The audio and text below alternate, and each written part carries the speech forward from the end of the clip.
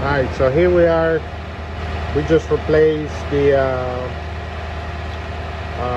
air injection pump, which you can see here how bad it was. This is a lot of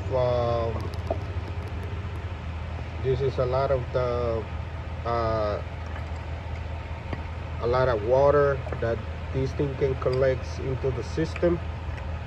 As you can see here, we have took off this pump here, and basically that's where we find the issue. You can see there, and here we are performing the test just to make sure it was completely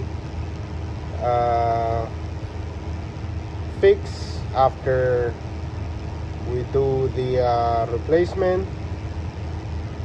We can get here on the computer and just check if everything is working. The computer can check the system too. As you can see, they're working. So this is a conclusion of a job that we just did. This is an air injection, secondary air injection pump replacement. This is how we work. Things that we can check it and get it done for you. This is the part that we just removed.